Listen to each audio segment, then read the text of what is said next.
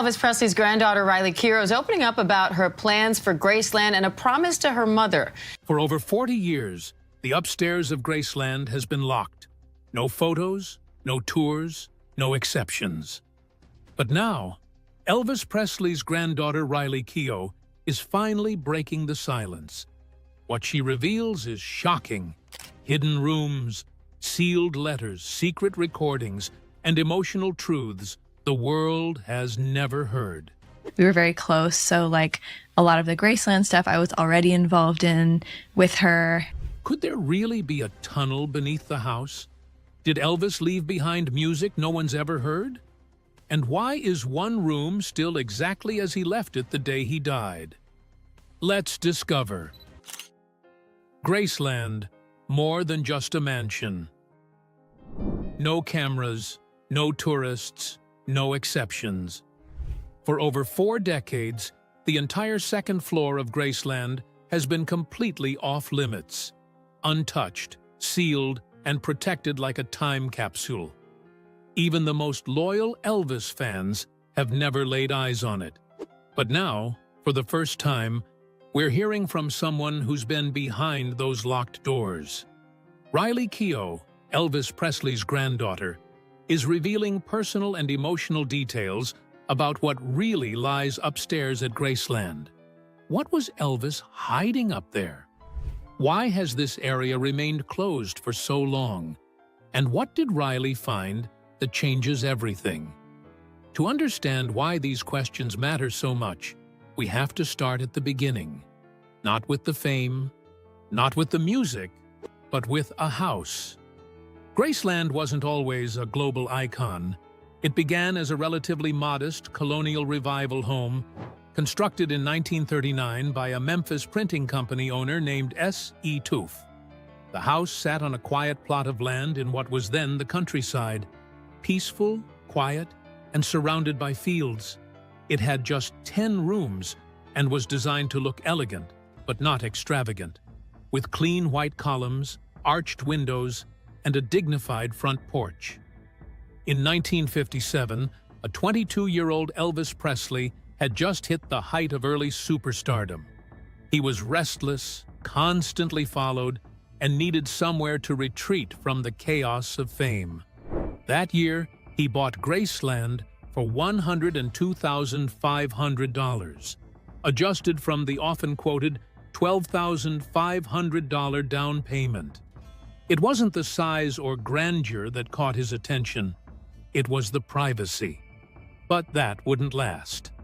Elvis immediately began transforming the house into something far more than a retreat. Over the next 2 decades, Graceland would become a physical extension of his identity. Loud, colorful, unpredictable, and deeply personal. One of the most famous additions came in the late 1960s, a room that would eventually become almost as legendary as Elvis himself. The Jungle Room. Covered in green shag carpeting, even on the ceiling, and filled with carved wooden furniture and exotic decor, this was no ordinary living space. It looked more like a rainforest-themed lounge than part of a southern estate. The room doubled as a recording studio where Elvis laid down some of his final tracks, including Moody Blue. It was strange, moody, and intimate, just like him. Then there's the meditation garden, located just behind the house. Designed in 1964, this peaceful, stone-lined area would later become the site of Elvis's grave, along with those of his parents, grandmother, and eventually his daughter, Lisa Marie Presley. Fans from all over the world visit this spot in silence, often leaving flowers, notes, and personal tokens. It's one of the few places where the excitement of Elvis fandom turns into something quiet and reflective. Since opening to the public in 1982, Graceland has welcomed over 20 million visitors. It's not just a stop for tourists, it's a destination for pilgrims. Fans from every continent walk through those doors, hoping to feel closer to a man who transformed music and pop culture forever. Graceland is the second most visited home in the United States, behind only the White House. But even though the estate includes tour after tour of music rooms, awards, jumpsuits, and vintage cars, there's still one part no one has ever been allowed to see. The upstairs, it's not just closed to the public, it's locked, preserved, untouched since the day Elvis died in 1977. This is the mystery that continues to haunt fans and historians alike. What's upstairs? Why is it so protected? And more importantly, what stories are sealed in those rooms? For years, only a tiny group of people, family, staff, and close friends, have been allowed past that staircase. It's not because there's something scandalous or disturbing up there. It's because, to the Presley family, that space is sacred. The bedroom where Elvis slept, the bathroom where he died, the closet where his jumpsuits still hang. Time has stopped on the second floor. Riley Keough grew up surrounded by stories of Graceland. As the daughter of Lisa Marie Presley and the granddaughter of Elvis, her connection to the house is not just historical, it's deeply personal. And for the first time, she's offering glimpses into what those rooms meant to her. And more importantly, to him.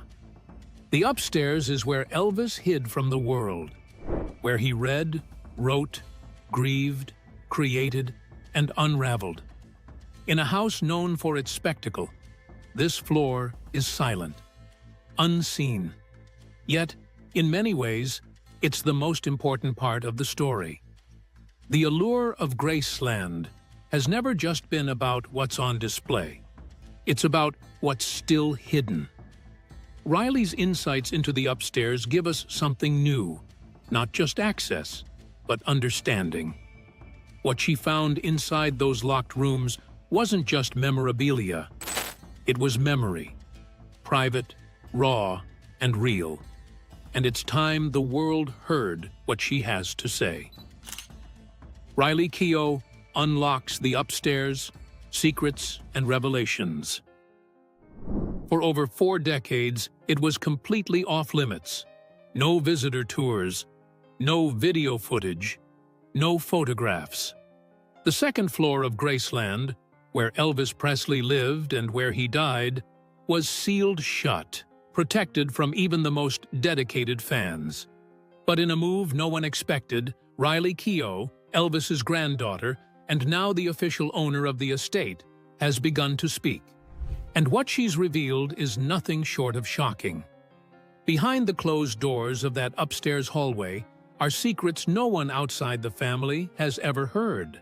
Letters, hidden compartments, entire rooms frozen in time. Why did Elvis keep this area so private? And why has Riley decided to share its secrets now? For years, fans speculated that the second floor was locked off to cover up the truth, that Elvis never died, and that the bedroom and bathroom were staged. Some even claimed the Presley family was guarding a lookalike's death scene, and that Elvis escaped to South America. But Riley shuts all of that down. She confirms that the upstairs rooms are preserved exactly as they were on the day of Elvis's death, not because there's anything to hide, but because there's too much to feel. As she puts it, it's like he never left. Everything's still there. His clothes, his records, the books by his bed. You can smell the cologne. You can feel him in the walls. The second floor has been locked since August 16th, 1977, the day Elvis died. It wasn't a decision made by museum curators or tour managers. It was a family order. Vernon Presley, Elvis's father, personally ensured that the upper level would remain sealed, not as a publicity stunt, but as a private sanctuary. The rooms haven't been cleaned out, restyled, or modernized. Even the clock above Elvis's bed is stuck. At the same time it read, when paramedics arrived. Riley, who spent much of her childhood visiting Graceland, recalls sneaking upstairs while the public walked through the lower halls. She and her cousins were told not to touch anything. But they watched, quietly, soaking in a world frozen in time. One of the rooms that stuck with her most was Elvis's personal study, a small, darkly decorated space with walls lined in deep wood, filled with books on numerology, Christian theology, and Eastern mysticism. Among them were notebooks filled with Elvis's own reflections on fame, spirituality, and loneliness. Some entries, Riley says, read like journaled prayers.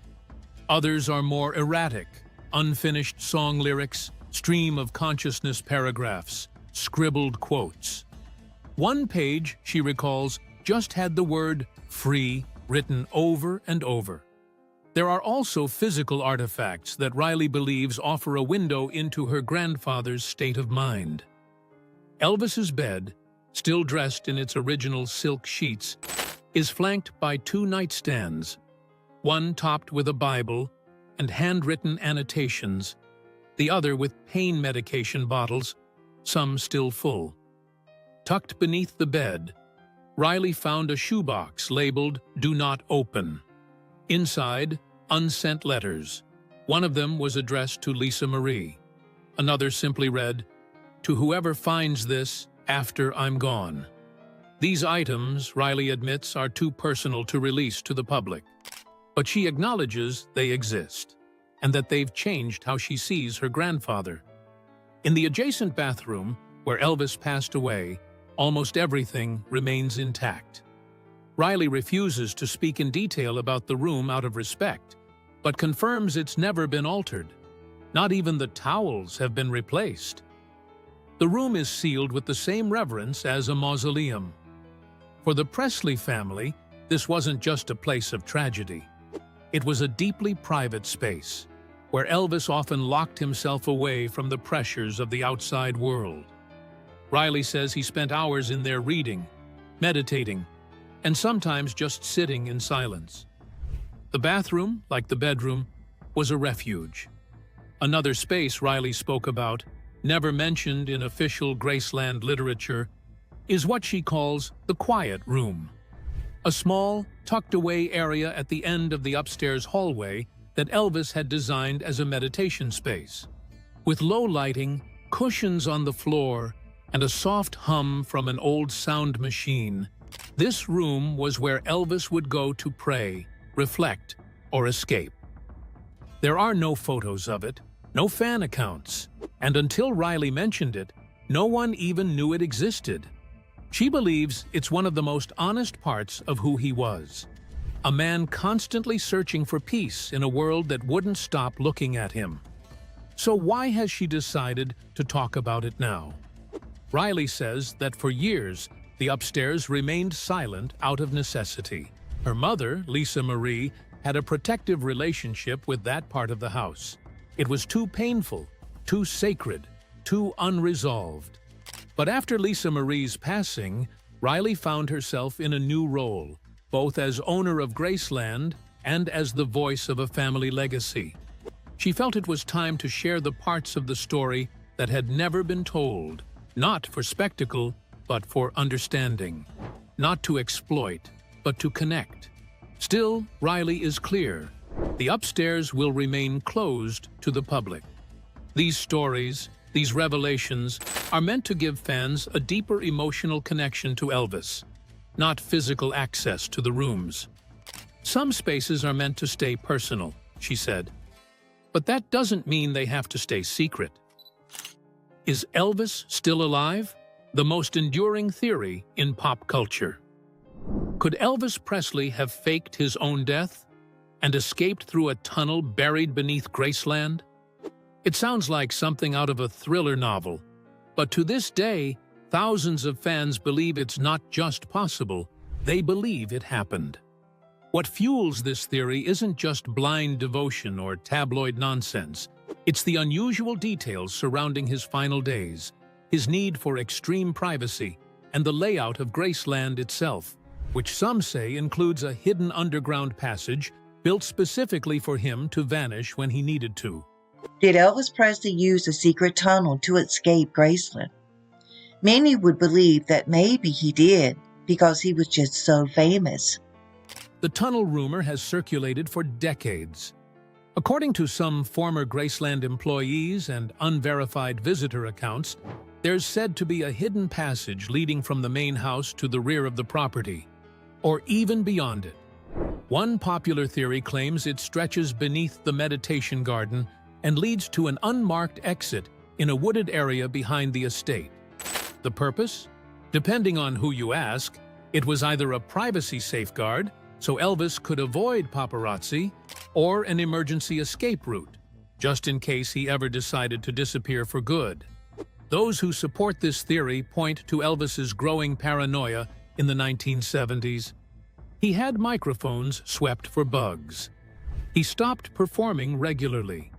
He started pulling away from public appearances, and even inside Graceland, he rarely left the second floor. It wasn't just reclusive behavior, it was total withdrawal. For believers, this withdrawal was the prelude to a plan. So what about the tunnel itself? Is there any proof it exists? Official Graceland blueprints that are available to the public make no mention of such a tunnel. But these documents are incomplete by design.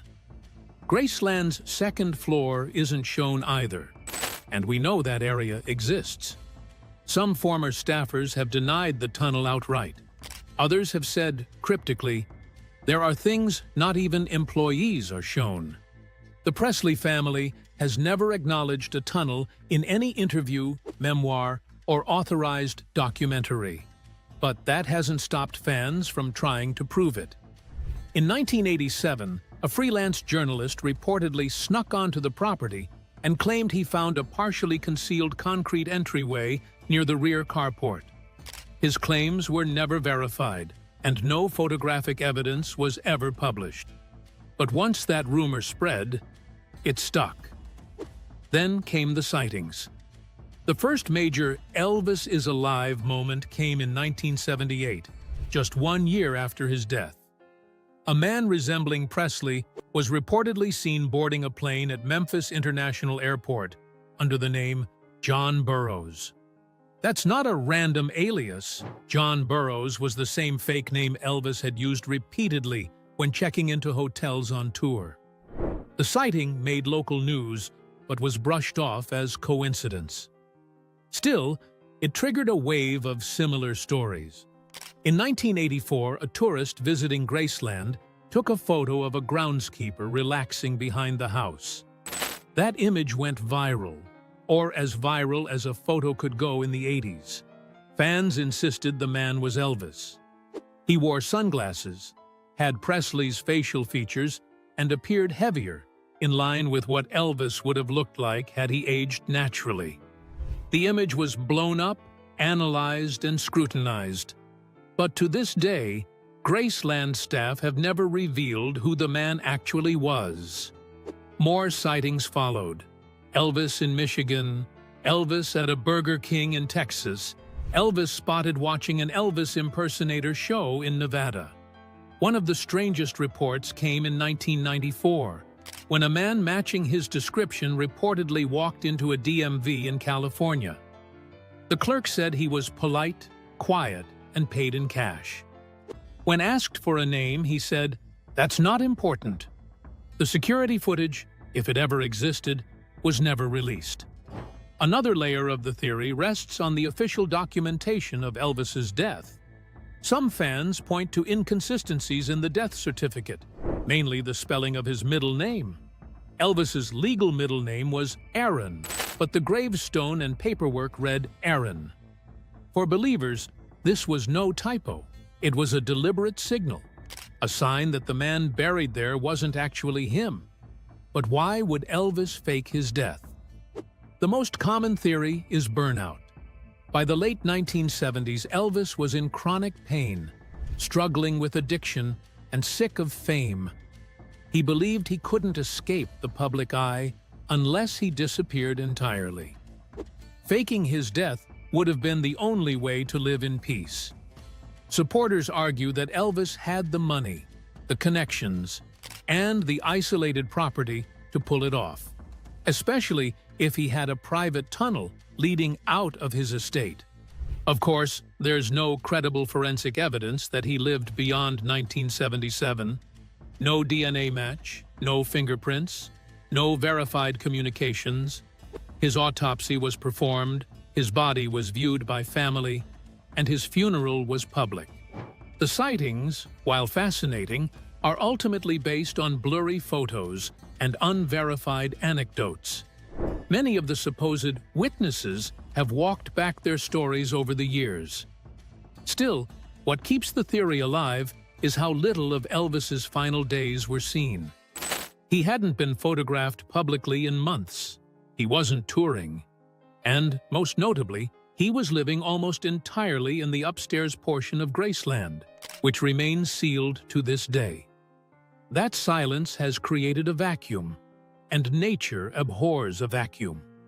So people fill it with stories, with guesses, with the idea that the king of rock and roll might have decided to leave the stage one final time, on his own terms.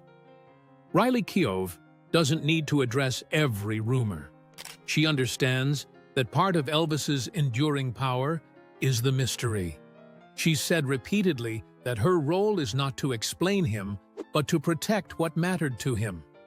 Whether that means guarding his emotional legacy or maintaining the sealed rooms of Graceland, she believes some things are meant to remain unanswered. Maybe there is no tunnel. Maybe there never was. Maybe the sightings were all mistaken identities, and the misspelled name on the grave was just a well-intentioned correction. Or maybe, for a man who lived his life in front of the world, keeping one part of himself hidden was the most rebellious act of all. Inheriting the kingdom of Graceland. What if the Presley family tree isn't complete? For years, rumors have swirled that Elvis Presley fathered children beyond Lisa Marie, children whose identities were either hidden or denied. Some of these alleged heirs have stepped forward with what they claim is physical proof: DNA samples, birth certificates, and even side-by-side photos showing uncanny resemblances. Others have filed lawsuits, hoping to claim not just a name, but a share of the Presley estate. And while most of these claims have been dismissed or ignored, the fact that they keep resurfacing again and again adds another layer of intrigue to an already complex legacy. Who controls Elvis's empire today? And could someone else legally challenge that control? The Presley estate is not just valuable, it's structured with legal protections that make it incredibly difficult to contest. Priscilla Presley is speaking out amid her legal battle to remain the trustee of her late daughter, Lisa Marie Presley's estate. After Elvis's death in 1977, Graceland was inherited by his only child, Lisa Marie Presley. Upon her death in 2023, ownership transferred to her daughter, Riley Keough. But that transition wasn't smooth. It was immediately followed by a legal dispute involving Priscilla Presley, Lisa Marie's mother, who contested a 2016 amendment to the trust. The matter was settled out of court, but it revealed something essential about the Presley legacy. It is not just emotional territory. It's contested legal ground, worth hundreds of millions of dollars. And that's where the so-called secret heir theory gains traction. Over the decades, at least a dozen individuals have claimed to be the biological child of Elvis Presley. Most of these claims have appeared in tabloids, but a few reached courtrooms. One man, claiming to be Elvis's son, tried to obtain a court order to exhume the king's body for DNA testing. The request was denied. Another alleged daughter submitted a hair sample, supposedly retrieved from an auctioned lock of Elvis's hair, in an attempt to prove paternity. The Presley estate dismissed the evidence as unreliable and declined to comment further. The estate has a legal mechanism known as the Elvis Presley Trust, which not only handles finances and property management, but also manages image licensing and intellectual property rights. To gain legal recognition and inheritance rights, any alleged Presley heir would need to prove, beyond reasonable doubt, their biological link to Elvis through verifiable DNA and a recognized chain of custody. That's not easy, and in many cases, the DNA used to support these claims comes from dubious sources: fan memorabilia, unverified personal effects, or third-party samples not handled under controlled conditions. In legal terms, most of these claims fall apart before they can get close to a court ruling. Still, rumors persist.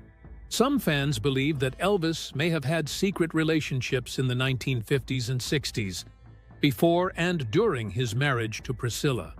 A few names recur in conspiracy forums and tabloid archives, mostly involving women who claim to have received private calls, hush money, or confidential letters from Elvis years after his peak fame. There is no public confirmation of any such relationships from the Presley family or close confidants. Riley Keough has never directly addressed any of these alleged siblings. Neither did Lisa Marie. Their silence has only fueled speculation. Is it a legal strategy to avoid giving credibility to false claims? Or is there a possibility, however small, that something is being kept private for personal reasons? That remains unanswered. What is clear is this: Riley Keough is now the face of Graceland. At just 34, she's inherited not just the land and the legacy, but an empire. One bound by contracts, property rights, licensing deals, and intense public expectation. Her relationship to it is not passive. She's involved in decisions big and small. She meets with archivists, preservation specialists, and business managers. She gives final approval on new exhibits. She's even working on digital preservation initiatives to ensure that materials from Elvis's life, handwritten notes, original recordings, unreleased photographs, are scanned and stored with proper metadata and archival integrity. But beyond the operational side, Riley has taken on a deeper responsibility: controlling the narrative.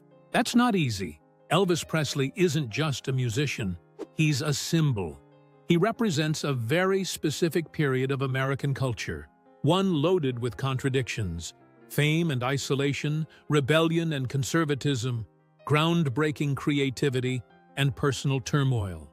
Riley is in the unusual position of being both a blood relative and a cultural gatekeeper. She is responsible for humanizing someone the world still sees as a larger-than-life icon. That's a tightrope walk, and so far, she's managed it carefully. She's said publicly that she views Graceland as a living space, not a museum. The show there. Right. So I think that some of her most joyful memories were at Graceland. It's not about freezing him in time, she said. It's about making sure he's understood. That's why she's supporting new educational partnerships with schools and universities, initiatives that move beyond tours and into scholarship. She wants Elvis to be studied, not just as a celebrity, but as a case study in fame, race, music innovation, and cultural identity. She's also expanding the digital footprint of Graceland, not with VR replicas or flashy content, but with curated media. Behind the scenes, her team is digitizing Elvis's handwritten lyrics, set lists, and letters, using high-resolution scanners and AI-based metadata tagging. These files are expected to be used in future exhibitions and academic research. She's not selling his story, she's structuring it. In this role, Riley is also protecting the parts of the story that shouldn't be public. She's refused to open the second floor of Graceland to tourists or cameras. She's denied requests to film inside private family spaces. And she has shown zero interest in monetizing Elvis through reality TV or fictional dramatizations. For her, it's about honoring not just the legend, but the person.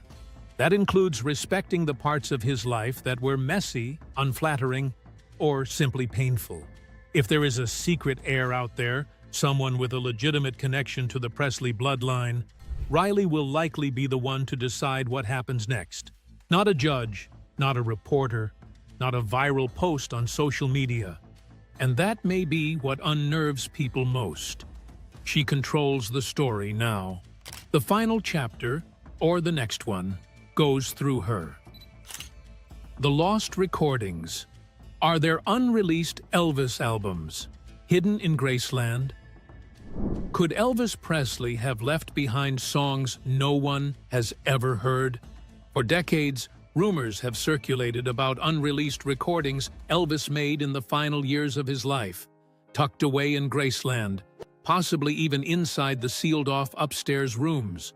We know that Elvis continued to record music in private, even when he had mostly stepped back from public life. His final known studio sessions took place at Graceland itself, inside the Jungle Room, in February and October of 1976. These recordings were raw, emotional, and in some cases deeply experimental. They included tracks like Way Down, Moody Blue, and covers of old gospel favorites. RCA released some of this material after his death, but according to audio engineers and session players, not all of it. Several songs were either left incomplete or shelved entirely due to Elvis's declining health. Bootleggers have made this story messier. Over the years, dozens of so-called lost Elvis tracks have appeared on underground cassette and vinyl releases. Some contain clear outtakes or alternate versions of known songs. Others feature vocals that sound like Elvis, but might actually be impersonators or artificially enhanced studio manipulations. One infamous bootleg, circulated in the 1990s, claimed to include a haunting ballad called "This Is Goodbye," supposedly recorded just weeks before Elvis's death. The track was later debunked when the voice was matched to a known impersonator. But that hasn't stopped other tapes from emerging. What keeps the theory alive isn't just bootlegs, it's silence. Unlike most legacy musicians, whose vaults have been opened and reissued over the years, Elvis's personal archive remains surprisingly guarded. RCA and Sony have released multiple box sets of alternate takes and unreleased material. But these are curated projects, controlled, selective. There's a difference between what's been cleared for commercial release and what might still exist in Graceland's private storage. The sealed rooms upstairs are a constant source of speculation. Riley Keough, who inherited the estate after Lisa Marie Presley's death in 2023, has confirmed that these rooms remain untouched.